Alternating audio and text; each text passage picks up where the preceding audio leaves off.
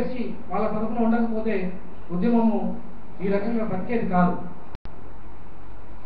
కాకపోతే నేను ఆ న్యాయ వ్యవస్థలో జరిగిన అన్యాయాన్ని కూడా ప్రశ్నించాలనుకుంటున్నాను.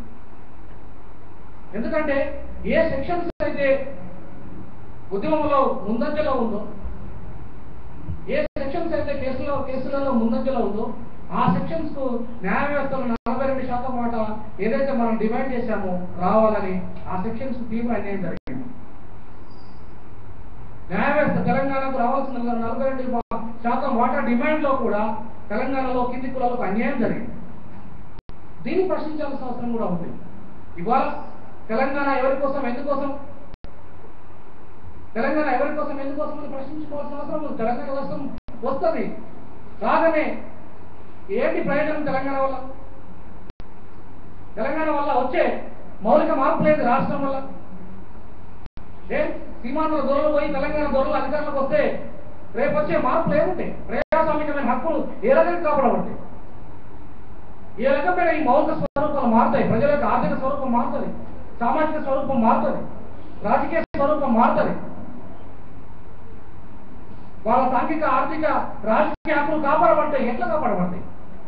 స్టేట్ ఉండే స్వభావాన్ని మారకుండా, పొలిటికల్ పార్టీకి ఉండే స్వభావం మారకుండా, ఒక ప్రజాస్వామికమైన ఉద్యమాన్ని అణచివేసిన చరిత్ర ఉన్న పార్టీలుగా గుర్తించబడ్డ టీఆర్ఎస్ కావచ్చు,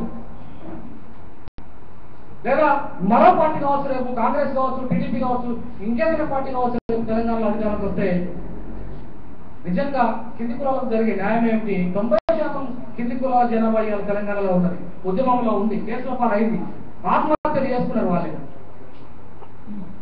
ఇవాళ మొత్తం ఆత్మహత్యలు చేసుకునే వాళ్ళు ఉద్యమంలో ద్వారా బలైంది వాళ్ళైతే ఇవాళ బలిసింది ఎవరు? తెలంగాణ ఉద్యమంలో బాగుపడ్డది ఎవరు? తెలంగాణ ఉద్యమం పేరుతో. టీవీ ఛానల్స్ పెట్టుకున్నది ఎవరు? తెలంగాణ ఉద్యమం పేరుతో. కోట్ల రూపాయల వ్యాపారం చేస్తున్నది ఎవరు? తెలంగాణ ఉద్యమం పేరుతో. ఇవాళ పత్రికలు పెట్టుకున్నది ఎవరు? టెండర్లు పడుతున్నది ఎవరు? ఇవాళ మొత్తం రోడ్లు ఈ టెండర్ ఆ టెండర్ ఆంధ్రలతో కుమ్మక్కైంది ఎవరు? పారిశ్రామికవేత్తలతో కుమ్మక్కైంది ఎవరు? ఇవాళ దోపిడీ, సీమాంధ్రాల దోపిడీలో భాగంగా తెలంగాణ రాజకీయ నాయకులు కూడా వాటా ఉంది. ఆ దోపిడీని మనం ప్రశ్నించకుండా ఈ మన సొంత దొంగల యొక్క బండారం బయటపెట్టకుండా తెలంగాణ రాష్ట్రం ఉద్యమాన్ని ఊరికే మనం సపోర్ట్ చేసినంత మాత్రాన రేపు తెలంగాణ ప్రజలకు ఒరిగేదేం లేదు. న్యాయ వ్యవస్థ ఇందులో చాలా కీలకమైన బాధ్యత వహించాల్సి వస్తుంది. న్యాయానికి చాలా విస్తృతమైన అర్థం ఉంది. జస్టిస్ కు ఈ విస్తృతమైన అర్థాన్ని, ఈ విస్తృతమైన లక్ష్యాన్ని, రాజ్యాంగం కల్పించిన ఈ లక్ష్యాలని సాధించకుండా రాష్ట్రం వస్తే ఫలితం లేదు. నేను ఎప్పటి నుండి మొదటి నుండి ఇదే చెప్తున్నాను. మొదటి నుండి ఉద్యమంలో ఉన్న మొదటి నుండి ఈ రోజు వరకు కూడా ఎందుకు చెప్తున్నాను, రేపు కూడా అదే చెప్తాను. స్వతంత్ర పోరాటంలో బ్రిటిష్ వాళ్ళు తెల్లదొరల పరిపాలన పోయి నల్లదొరల పరిపాలన వచ్చి 65 సంవత్సరాలు దాటింది. మార్పు ఏం జరగలేదు, పెద్ద మార్పు ఏం జరగలేదు. ఇంతమంది మిత్రులు అన్నట్టుగా పెట్టుబడిదారులకు ఉపయోగపడింది ఈ వ్యవస్థ, దోపిడీదారులకు ఉపయోగపడింది ఈ వ్యవస్థ, అట్లాగే ఫ్యాసిస్టులకు ఉపయోగపడింది ఈ వ్యవస్థ, అప్రజాస్వామికంగా పాలన చేసే వాళ్ళకు ఉపయోగపడింది ఈ వ్యవస్థలో ఉన్న ప్రజాస్వామిక విలువలు.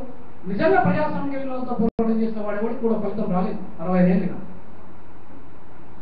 కాబట్టి ఇవాళ సీమాంధ్ర దొరల పెత్తనంపై తెలంగాణ దొరల పెత్తనం వచ్చినంత మాత్రాన తెలంగాణ రాష్ట్రం వల్ల ఏమి ఒరిగేది ఉండదు.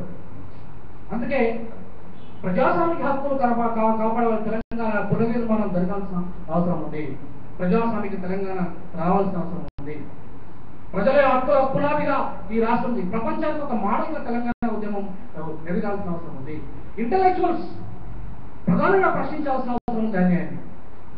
అన్యాయాలు జరుగుతున్న ప్రతి చోట తెలంగాణ రాష్ట్రం ఒకటే కాదు సమస్యకు పరిష్కారం. తెలంగాణ రాష్ట్రంతో పాటు ఈ సామాజిక న్యాయాన్ని కాపాడబడాలి, సోషల్ ట్రాన్స్ఫర్మేషన్ జరగాలి.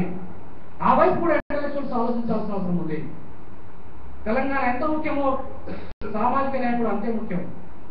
సామాజిక న్యాయం జరగకుండా ఈ 4.5 కోట్ల ప్రజలకు న్యాయం దక్కే విధంగా రేపు రాష్ట్రం నిర్మాణం జరగకుండా రేపు కొంతమంది శక్తులకు ఫ్యూడల్స్ కి అధికారం వస్తే, ఫ్యూడల్స్ పవర్ లోకి వస్తే ఇంతకంటే ఎక్కువ అణచివేత ఫ్యూడల్స్ చేశారు. నక్సలిజం పుట్టడానికి ఈ ఫ్యూడల్సే కారణం. ఇన్ని రకాల అవమానాలు ఈ ఫీడల్స్ వల్ల జరుగుతున్నాయి. మీరు జస్టిస్ పుణ్య కమిషన్ రిపోర్ట్ తీసుకోండి. రీసెంట్ గా 44 రకాల అణచివేత అంటరానితనం రూపంలో ఈ రంగారెడ్డి జిల్లా హైదరాబాద్ చుట్టుపక్కల ఉంటుంది. మీరు ఏ కమిషన్ రిపోర్ట్ అన్నా తీసుకోండి. కాబట్టి ఇలా ఫ్యూడల్ చేతిలో తెలంగాణ ఉద్యమం ఉంది కాబట్టి ఫ్యూడల్ చేతుల్లో నుండి సామాన్య చేతులకు తెలంగాణ ఉద్యమం నాయకత్వం తీసుకురాకపోవట్లేదు. నేను కోరుతున్నాను ఇక్కడ మిత్రులు రఘునాథ్ గారి కానీ మిగతా ప్రోగ్రెసివ్ మిత్రులందరూ కూడా మాము ఆలోచించిన అదే ఆలోచించాడు, అంబేద్కర్ ఆలోచించిన అదే ఆలోచించాడు. సామాన్య చేతులకు అధికారం వెళ్ళాలి, సామాన్యుడికి చేతులకు ఫలితాలు రావాలి, సామాన్యుడు ఇలా ఆత్మగౌరవంగా బతికే స్థితి రావాలి. ఉందా తెలంగాణ ఉద్యమంలో? తెలంగాణ ఉద్యమం అంటే రెడ్డి విలువ ఉద్యమంగా మారిపోయింది. తెలంగాణ ఉద్యమం అంటే ప్రజల ఉద్యమంగా ఉంది. యాక్చువల్గా రియల్ గా ప్రజలు ఉద్యమం చేస్తున్నారు.